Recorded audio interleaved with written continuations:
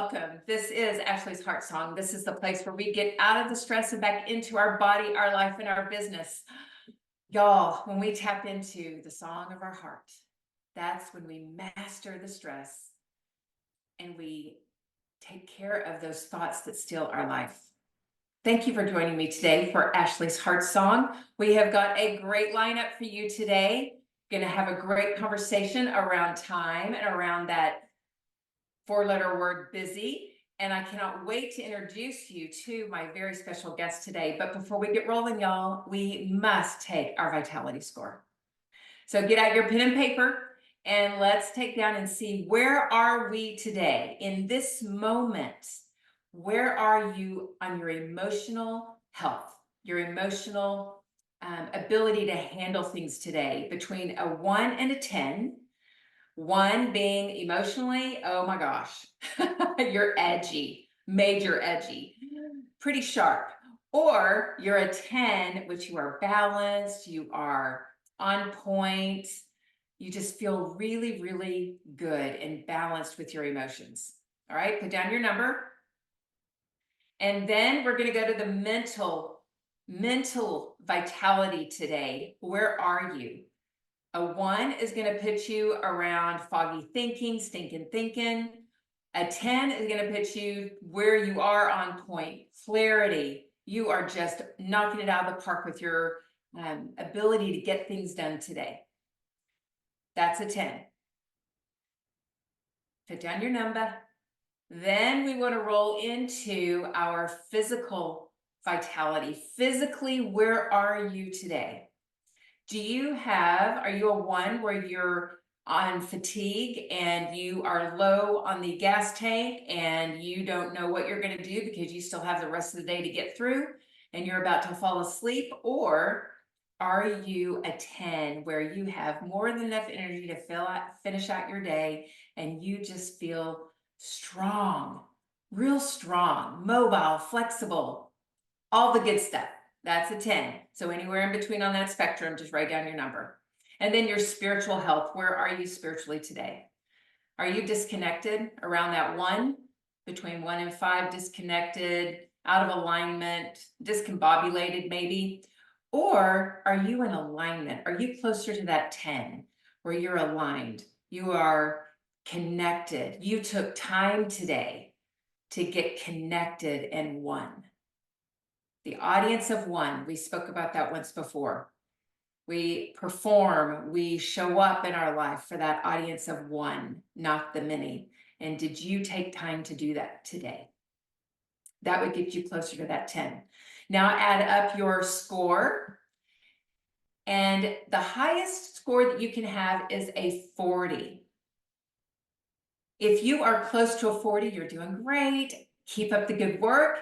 Keep yourself accountable to all 4 areas of you and nurture each and every one of those areas. If you are below a 30, then that just tells you that for you to take time every week to pinpoint what area is the lowest and really nurture it. Show it some love that week and get that score up higher and higher to where you are knocking it out of the park between a 35 and a 40.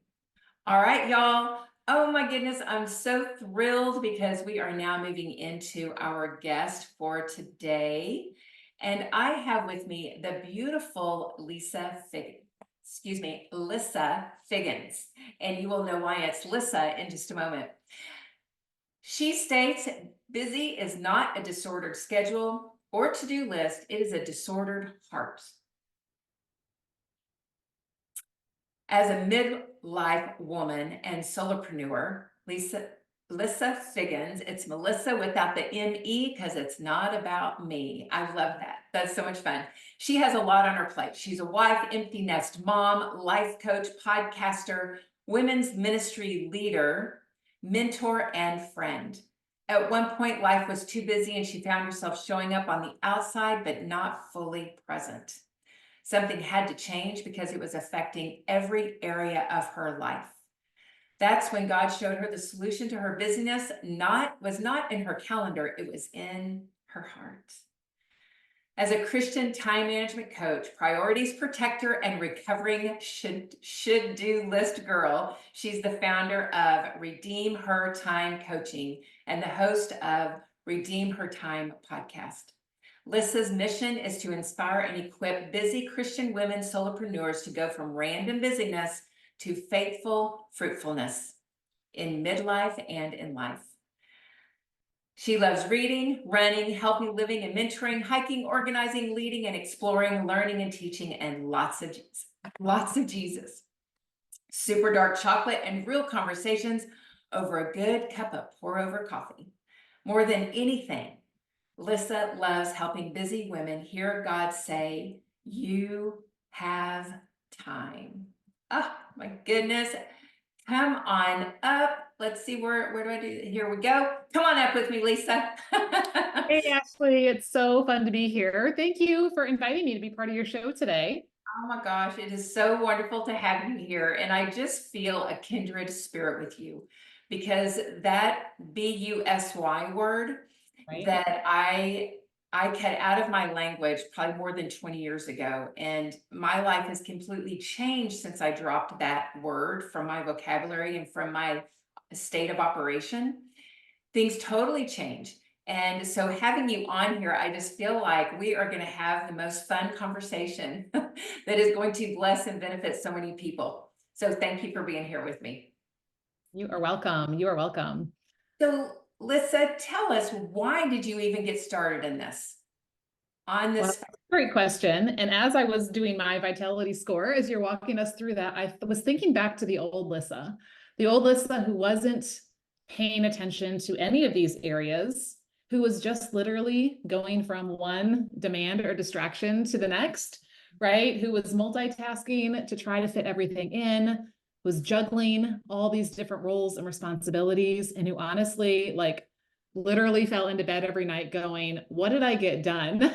Right. And I have to get up and do this all over again. And I just want to encourage anyone who was looking at that score today, and maybe your score isn't as close to 40 as you would like it to be, that does not define who you are and who you are becoming when you choose where you invest your time, right? Because so often we're just running around on this hamster wheel, and we're the B word, right? We're doing all these random things at random times for random reasons, and then, not seeing like that real growth and health in ourselves in these other areas. And so I really just, I finally got to the point where I was exhausted in every way, emotionally, mentally, physically, spiritually. And God just said, "Are you done?" Like, "Are you done?" I thought that, the more productive I was for him, right, the better that, that defined me and my value and all of that. And what I learned was time was just passing me by, and I was missing all the important things. And so, yeah, so it's been a journey of unbecoming her. And, we become what we repeatedly do. I'm doing a series right now on habits and habit formation. And we have unintentional habits, ways we spend our time every day that we, maybe we kind of know that we do, but we're not really paying attention to how much of our time it's getting. And that's forming us. And we can choose to be intentional with the way we spend our time and grow in the direction that God is calling us. And that is a much more healthy pace of life and a healthy version of us to do what we've been called to do, right? Oh, amen. Yes, yes, yes. Yeah, and I love that. The habits, there are two kinds of habits. Ones that we are using every day that are wasting our time, and then those that are benefiting us and giving us back time. So, what a great course. What a great course. So we're going to talk about a link that you shared with me, and I went and filled it out to pick up your free item, and we will share that towards the end. So be sure and have that link ready to be able to throw in the chat if I don't have it already. But what I wanted to ask you and us to start our conversation with is, what is the thing that we have about time anyway? People, we have a thing about time. What is that, in I your think we opinion? feel like there's never enough and we're always running to catch up, like I have hardly, I mean, now that I'm working on this, I feel differently about it. But back in the day, and most women I talk to, it feels like it's something that's always getting away from us. I mean, who doesn't say, where did the time go? Or time flies, or I don't know what happened to the time, or some version of, if I had time, or when I have time, or if only I had time, right? And so I think we think it's this elusive thing. It's this limited resource, but it's kind of always just beyond our grasp. And so we're trying to grab onto it, so that, because if we don't grab it and control it, it's going to run through our fingers and we're going to lose it.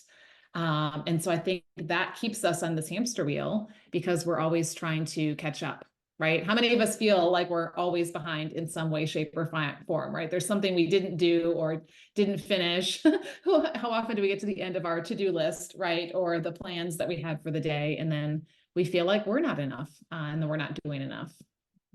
Yeah, one of my favorite thoughts around that is at the end of the day when, oh, I didn't do something that I had put in my mind to do. I don't really do a to-do list. I have maybe a task list that I'll do when I work off my calendar. But I gave up that long list because it just kept growing, kept growing, kept growing. And I found that, I was wasting a notebook paper. Yeah. And Right? rewriting the list and lists of lists, and like, oh goodness. Crazy. Yeah. So now at the end of the day, I'll go, oh, I guess I wasn't supposed to do that yet. I guess tomorrow or whenever it does get done is going to be the most ideal time for it to get done. And that freed me a lot from having that guilt or self-recrimination around, not getting it all done. Mhm. It's like, oh, I guess it just wasn't time. Yes. And you gave my title, which is correct. It's what I told you, as a time management coach. But I think that's where we get it wrong. We feel like we have to manage it versus steward it. I really believe that time is a gift. Like literally, God lays 24 hours in front of each and every one of us every single day. Time is an equalizer. Every single one of us has the same amount of time. And really, how we approach it affects what we do with it. And so I think when we start seeing it as a gift, as something to be received, not to be, chased, and then something to be stewarded, not to be like controlled. And, what happens when you feel like you don't have enough time and then someone intersects your plans or your path, right? You're, like you said, you're on edge, right? Like that mama bear is coming out to say, hey, I don't have time for this. But when we see it as this gift, and like you said, maybe today isn't the day I'm supposed to do this because God's the one who's ordaining my time. It really is a whole different approach. And we're not hurried and rushing and scrambling to try to get things done. We're listening and saying, where is the best place for me to invest this gift you've given me today? Yes, I love that steward of time. That is great. I love that. Because when it comes to stress management, I don't agree with that. It's mastery, right? We master the stress because then we are the directors of it, right? And so when we are stewards of time, we are the director of the time, and the time doesn't direct us. I love that, Lisa. So you are a Christian time steward coach. Steward? Right. So I need to change that. We may have to work with that. Yeah, right. Awesome. I love that so much. So people feel that they are going to gain more time if they just get organized. I hear that a lot from clients. I just got to get organized and then I'll have it all together. And what is your take on that, on the getting organized, the guru's way of getting organized, and Right. it's working against us versus Yeah, totally. I mean, I tried it for so long, right? If I could just get more organized, if I could organize my to-do list back in the day when I had the list as long as my arm and then some, right? If I could organize my calendar, if I could organize my family, around these, my intentions and my plans and things like that, then life would just be better. And what I found was it might be organized for a little while, but what happens to anything that you ever organize? Usually it goes from order to disorder. It's called the law of entropy, right? Things naturally progress from order to disorder. And so what I found was just organizing all these things that I thought I should do. So you heard me say that I was a recovering should do list girl. I had all these things that are things I thought I should do, whether they were because they were obligations, things I thought I should do in the different roles that I have in my life, being a wife, a mom, with family and friends, through my business, my church community, the things I see other people doing, or whether they were things on my should-do list because of expectations that other people were putting on me, right? Or even just distractions, right? Like, let's be honest, we all have this digital device that follows us, within arm's reach most of the day and is streaming something or shouting something at us all the time. And so there were a lot of things on my list. And so just making it more organized wasn't fixing the problem of what was on my list and why it was on there.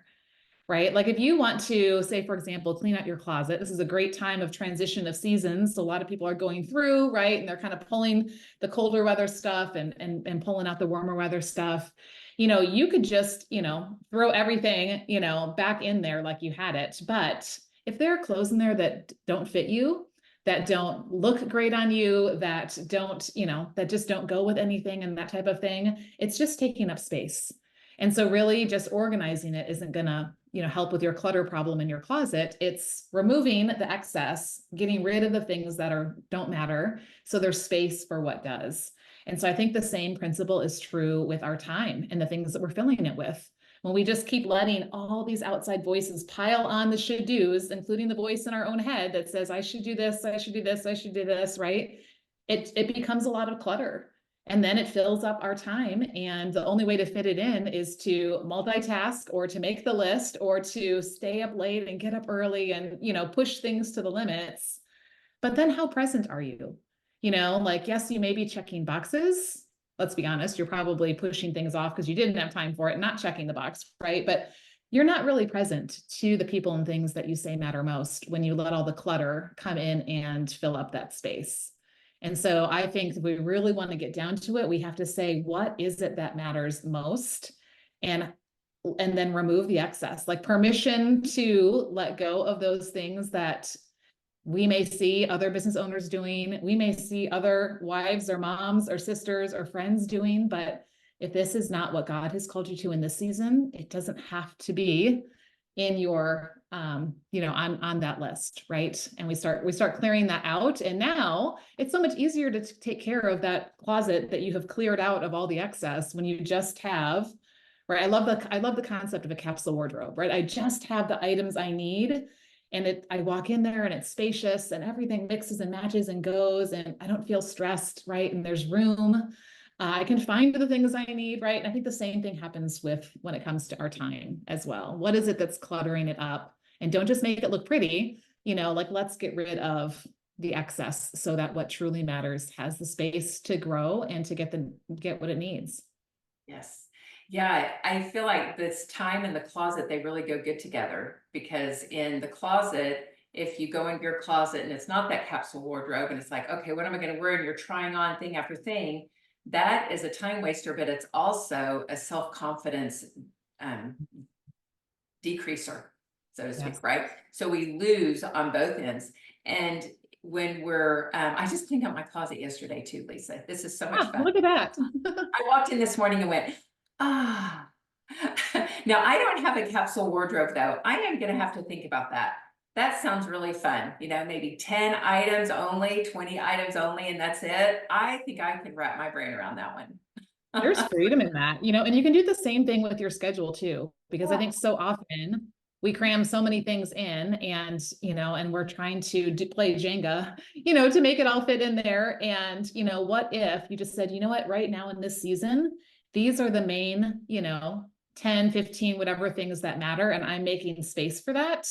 And right now, I'm not bringing on other things. And we just give the time and attention and the spaciousness to those things to really see them, let them get enough of us. I think that's part of it. We spread ourselves so thin when we fill our time with so many things that no one and nothing gets enough of us to really bear any fruit, let alone, the kind of fruit that is going to last beyond us.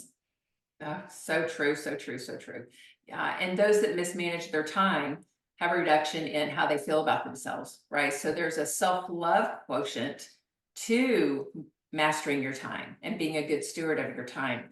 There's you'll elevate in how you feel about yourself, love yourself a little Well, bit. it starts, with anything, it starts in what you're believing, right? So when we believe I don't have enough time, then we start believing I'm not doing enough, with this time that I have. And then that leads to I'm not enough, right? And so I think you're right. It all ends up coming down to that core of who we are.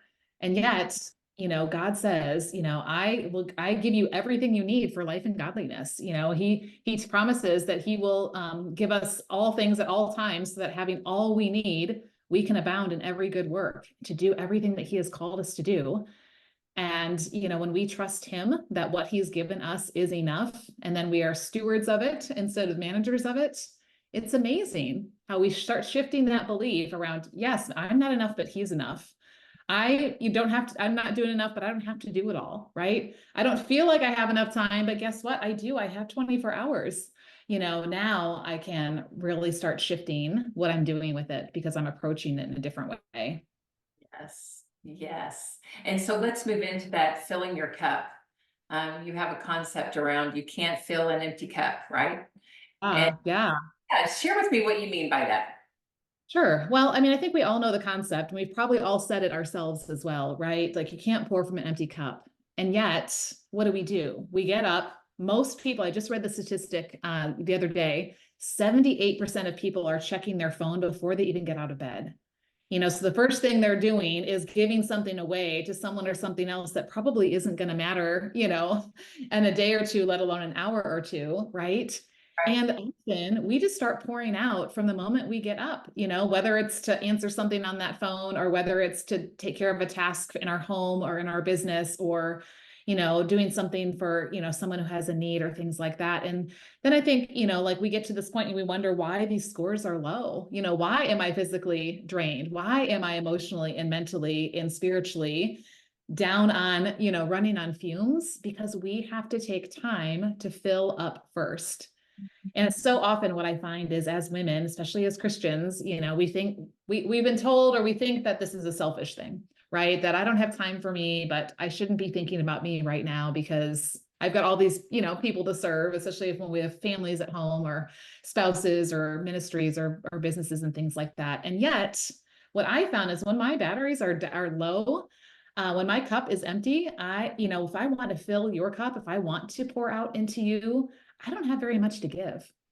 And, I feel like that's actually the selfish part because I could take the time to fill up in order to be able to pour out. And so, we need to make sure that we are taking time to fill up in all four areas, emotionally, mentally, physically, spiritually, because we are going to need those things on a daily basis. And I teach filling up in the morning as well as in the evening. I think a lot of people, they know like that morning time, I need this time with the Lord or time to move my body and to fuel it well and, maybe kind of get my mind ready for the day. But how many people are working up until bedtime or scrolling or binging something up until bedtime or doing another load of laundry or finishing the dishes all the way up until, it's time to go in bed. And often it's later than you want it to be. And then we wonder why we lay there and we can't sleep. We wonder why we're so exhausted. We wonder why. And just like at some point, our phones just need to be plugged in and recharged. I think the same thing is true of us, except we're unplugging, right? We're not plugging in. At that point, we're unplugging and making time to refill body, mind, spirit, emotions so that we are ready for rest. And then we will wake up, and be ready for the day that's in front of us. So I love to give women permission and direction to fill their cup first, because like you said, you can't pour from an empty cup. No, you can't. So how do you fill your cup up, Lisa? Yeah, well, that's a great question. It's really interesting because as you were going through these four areas, I was thinking about a book that I'm reading right now called Tired of Being Tired by Jess Conley. It just came out this month. And so she talks about emotional exhaustion, mental exhaustion, physical exhaustion, and spiritual exhaustion. And what I found is really interesting for me, my exhaustion is more on the mental side of things. My brain is always going. It's always working on something. It's always thinking about, what project I'm doing or who I'm helping with something or what's, the next family thing happening that I need to prepare for. So sometimes I would lay down for a nap and wouldn't fall asleep and feel no more rested, right? Until I realized it's my mind that needed to rest. I needed time to not be producing or consuming something for a purpose of producing. So part of it is paying attention to what kind of filling up you need. But I do think we need to be balanced in all four of these areas, right? So my day starts with moving my body well and intention around that, a good cup of dark coffee and some time with the Lord and my Bible and my journal, listening to, some good teaching or some worship music or things like that, and just taking that time to do that. And then in the evening, again, it's putting my devices away. It's getting the screen out of my face and either spending time just connecting with my husband because we don't have kids in the house anymore, or reading. And one of the things that I learned for mental exhaustion is to get yourself lost in like a fiction novel, something that's just totally out of your world and is going to get you to stop thinking about all the things that you've been thinking about all day.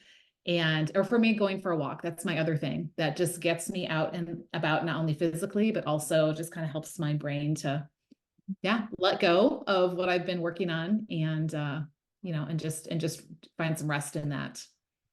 I love that. Yeah, and the reading for pleasure, I used to read for pleasure all the time, and now I read to learn, to absorb. And there are books that feed and fuel me and stuff, but to read a fiction book right now, which I have missed that, but I don't really take the time to do it. So you just brought that back for me. So I need to read a fiction book. Listen to a fiction podcast, or like get lost in, we've been watching The Chosen, and working our way through that, through the seasons of that, and even just experiencing scripture in a different way where I'm seeing it, right, versus the time that I'm spending in my Bible in the morning. It's just a different way of getting lost in another world, right? It is. Yeah, I love that. Get lost in another world. That's a good way to put that. Yeah. But it's the making time for it, right? And here's the question. Here's the thing I think we run into. I think we ask the wrong question. I think so often we are walking around saying, what time is it? Right? And we're checking our clock, right? And then we're checking in with our calendar or our mental calendar of where we should be, physically, or what we should be doing and things like that, right? And then we're letting the clock, we're chasing the clock, or, a to-do list type of thing, even if it's in our head. But asking, what is it time for? That starts shifting things. I don't feel like I'm rushing when I ask the question, what is it time for? So in that refill time in the evening, I tell myself at that time, I have a little reminder that goes off on my phone, right? Because we all need that still. And it's, that's my reminder of, now it's time to refill. It is no longer time to pour out. It is no longer time to create. It is no longer time to, be producing or working or things like that. Now it is time to fill up. And then I don't let those other things come in because I know what time it is, right? And I think if we start asking the question, what is it time for versus what time is it? I think that will start shifting how we use our time, because it's about being present to that moment and the purpose of it, beyond the moment. Wow, that's beautiful. I love that question. That's very powerful. That is very powerful. What is it time for? Mm-hmm.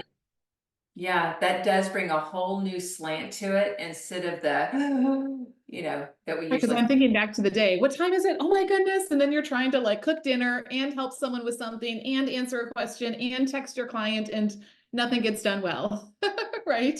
Because you were so distracted by all the things, instead of saying, you know what, right now it is time to listen to this person, or right now it is time to, create this, this guide or whatever it is. Then we're able to put our full attention and focus on that for that time. That's beautiful. That's great. So Lissa, you have a link that we can share with the audience, and it's called Fill Your Cup First Guide. And so I'm going to put that link in the comments. And do you want to share with everybody what that is? Yeah. So the link for anyone who's listening, who's not seeing the comments, is redeemhertime.com/fill. And it's permission and direction to fill your cup first. And I also teach you how to do that at the end of the day, because that's the place where I think a lot of us haven't thought about the fact that we, at some point, we know we need to shut off at some point, right? But how to be really intentional in making time to intentionally refill ourselves in these 4 areas that you talk about. So inside of there's a coaching video that goes along with it. I give examples of what the morning refills and the evening refills could include. And then I walk you through how to not only set what times those are going to be, so that when those other things are, you're putting healthy boundaries on your time, right? And know that now it's time to fill up, but then also, what you're going to put in that. Because that's, again, like we talked about from the very beginning, that's one of those habits that is forming you. And I really believe that this is, especially for those of us who don't feel like we have enough time, who are wanting to trust him with our time, we can't just keep running and think that things are going to change. We have to stop and let him fill us up and let him shift our belief to believe I do have time and he's given me more than enough. I don't have to worry about tomorrow. I don't have to worry about all the things of my day. I can trust him and then faithfully steward that with him and find that there's enough. But it takes taking that time to think about that. So that's what that guide's all about, is permission to fill your cup first, and then how to get started with that. Awesome. Thank you. Thank you. Thank you. And those who are watching the replay or even live, you can find that link in the comment section of any of the videos, maybe even in the description of the video. We'll be sure and post it around there so you can contact Lissa through that. I am going to have to correct myself 1,000 times probably. Girl, I answered all the above, so it's all good. Oh, well, Lissa, is there anything else you would like to tell our viewing audience today?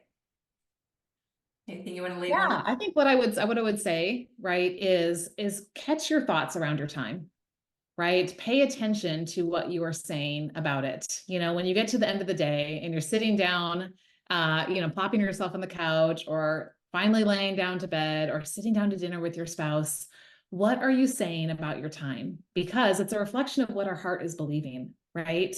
And our beliefs steer our results. And so when we are believing there's never enough time, then guess what? That is what is going to continue to happen, is we're always going to feel like we're running to catch up, like we are behind, like we're not doing enough and we're not enough. But when we start saying, and trusting, God says that he's given me everything I need. And I'm going to trust him that this is enough. And I'm going to go to him first and let him fill me. And he's the one that can multiply. He's the supplier and the multiplier. And so when we trust him in that process, he can bring that harvest of 30, 60, 100-fold that we could never produce on our own. And so I think it's a trusting. I think our time is a way we trust him, right? Just like we often do with finances and other areas of our life. We can't control it. We can't make more of it. I can't borrow from tomorrow. I can't save up from yesterday, and so as I think about how God laid that manna in front of the children of Israel, and they had to trust that what he gave them for that day was enough, I think the same is true of our time. Our time is our daily bread. Most of us are not waking up in the morning saying, where's my bread going to come from today? I hope I get enough. Most of us are waking up saying, I probably shouldn't eat so much bread today because I don't need the carbs, right? But what do we need? What is it that we need to trust him for every day? And I really believe it's our time, and that what he's given us is more than enough to do what it is that he's called us to. And that starts shifting everything around how we use it and being a steward. Wow, that's beautiful. That is beautiful. Lissa, thank you. Thank you for all that you shared, the wisdom, the fun. Thank you for the free gift for the audience. Thank you, thank you, thank you for being with me today. Well, thank you for the opportunity. I love getting to fill other people's cups because it fills mine too. Amen. Amen. All right, everyone, that wraps it up for Ashley's Heart Song. Thank you so much for joining us today. Join us next week at the same time as we continue to armor up our lives. See you then.